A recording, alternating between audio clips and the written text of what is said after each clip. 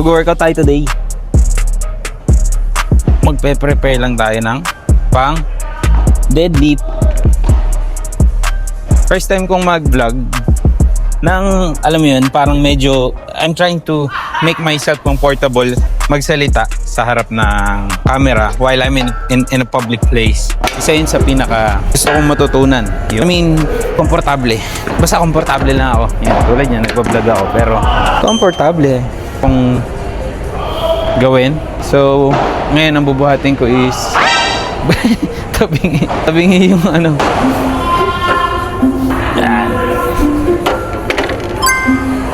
Yan, ang bubuhatin ko is gawin ko 75. So 20 yung bar. Maglalagay tayo ng 20. So 20, 20, 60, 60. Diba? 30, 50. So ano muna, 40, 60. Tapos lagyan natin ng 85.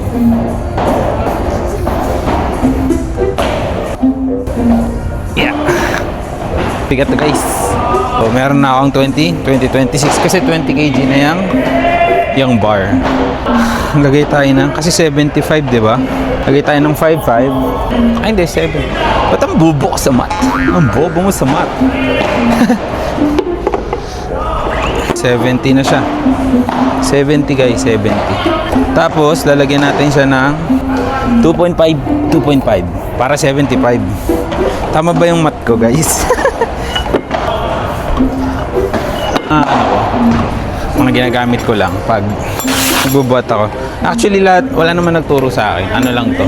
Internet lang lahat bago ako mag-start. Nanonood lang ako paano yung proper deadlift. For sure naman magtuturo sila sa online ng tama. Di ba? Tama naman yung ituturo nila. Hindi naman siguro mali. Ito lang yung struggle ko dito sa Cobra Grip is yung strap. Tumatama sa relo. Siyempre, mayroon kang watch. Hindi mo mailalagay yung grip ng maayos. Mas gusto ko to kaysa dun sa mga sinusuot sa kamay. Kasi meron ka din makukuha para assisted grip. Bataw ang term dun. Konting stretching pa. Para nag-start ako sa 40, nag-50 ako, 60. Parang, so gusto ko na mag-try ng 75. Actually, nag-start ako pinapampi sa 75. Nag-try lang ako ng ano ko, yung parang kaya ba ng katawan ko, ganyan.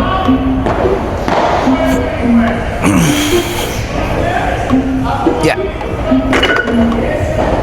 Binibilang ko yung rep ko dito eh. Alright guys, ready? Unang buhat natin for this week. Let's go. Yan. Set 1. Guide me Lord. Let's go. Thank you sa lakas Lord. Kaya to.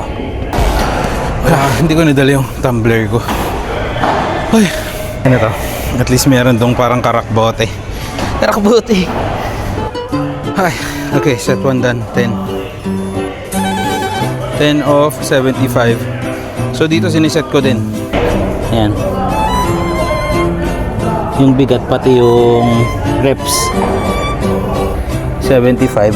Ayan. Tapos at least maka 3 reps ako, maximum 5. Okay ba guys? Ano ba yung mga reasons nyo kung bakit kayo nag-workout? Alright. 3 sets of 10. 75 kg done. Okay nga, so ano ba yung mga reasons nyo? Bakit kayo nag-workout? Ako, reason ko, gusto ko ulit maging komportable sa paggalaw pang araw-araw. Kasi nung high school to college, I'm very active. I was once a part of a cheerleading team.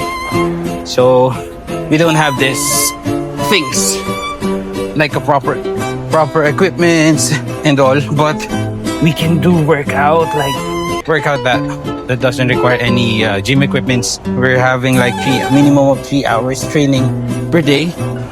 Yeah, per day guys.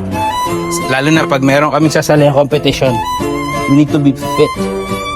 Ang pinaka-exciting doon is if your coach required you to have this skill, this specific skill, you need to learn it at least before the competition.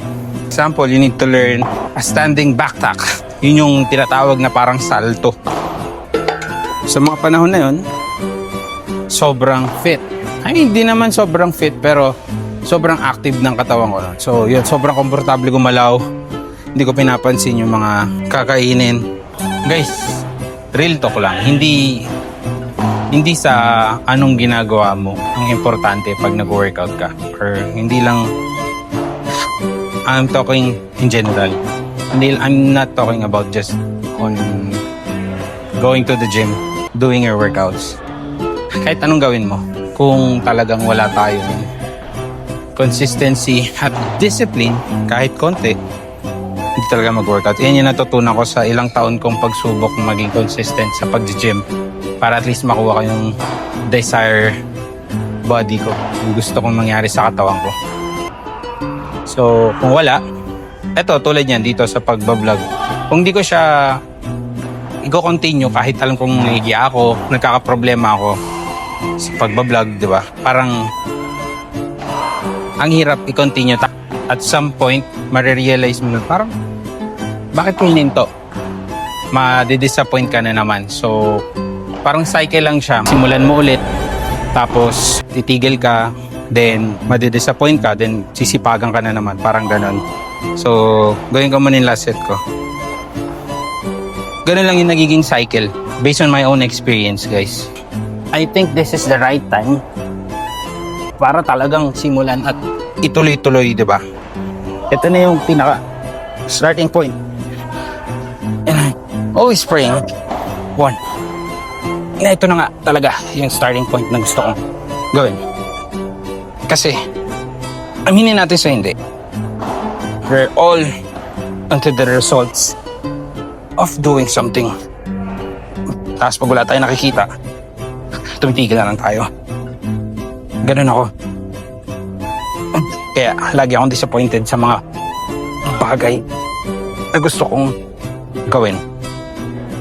At the end, ako lang din yung nagsasayang ng oras sa sarili ko. So, that's what I've learned on just these two things.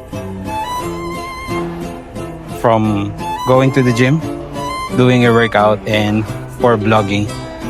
You need to be consistent and to have some discipline. Alright, I'm done for today. Thank you, Lord. Maraming salamat, Lord. Ang panibagong araw na nakapag-exercise na naman ako sa lakas na binigay mo. Amen. So, para mga guys, para mga ka-daily, it was very productive start of the day. Kita-kits tayo sa next vlog. Peace! To God be the glory. Bye!